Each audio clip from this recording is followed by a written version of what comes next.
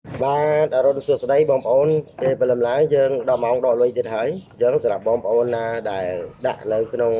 Bitrate X ឬក៏ AI Boost បងប្អូនមើលកន្លែងនេះទៅលុយចូលទៀតហើយ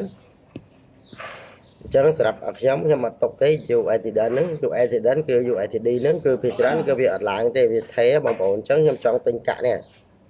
ដកពីប្រាក់ចំណេញហ្នឹងមកទិញកាក់ BTX ណាបងប្អូនបាទទិញកាក់ BTX អញ្ចឹង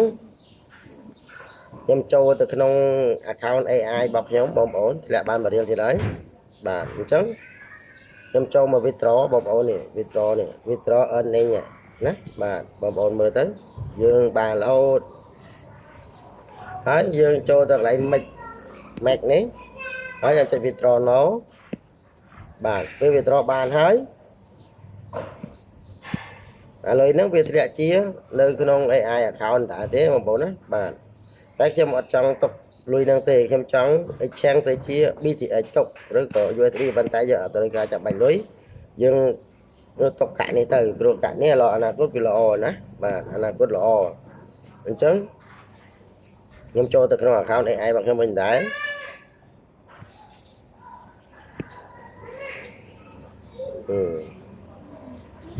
ខ្ញុំដាក់ team earning បានអស់ហើយណាបងប្អូនណាបាទអញ្ចឹងវា360ថ្ងៃនេះយើងបាន9ថ្ងៃបងប្អូននេះយើងបាន9ថ្ងៃហើយអញ្ចឹងវាធ្លាក់ឲ្យប្រចាំថ្ងៃរហូតអញ្ចឹងណាបងប្អូនខ្ញុំបងប្អូនមើលទៅហ្នឹងហើយខ្ញុំចូល exchange បាទយើងចូល exchange អាកាក់ហ្នឹងទៅជា BTX ទុកនេះបងប្អូនណា UGN ទៅជា BTX ទុកហ្នឹងហើយដើម្បីហើយបើយើងទុកនៅក្នុង pool របស់វាគឺយើងបាន 0.2% ទៀតណាកាក់ហ្នឹងបងប្អូនយើងកុំដាក់ចូល spot ណាហ្នឹងហើយបើសិនបើយើងដាក់យើងចូល sport អត់បានការអីទេប៉ុន្តែខ្ញុំចង់ទុកជាកាក់ហ្នឹងឥឡូវបាន17កាក់ហើយបាទនេះដើមទុនខ្ញុំ100ណាបងប្អូនដើមទុន100គឺយើងបានប្រចាំថ្ងៃអត់មានខ្លាចជាប់ហូលអត់មានខ្លាចដាច់ account ហើយទេបងប្អូនបាទឥ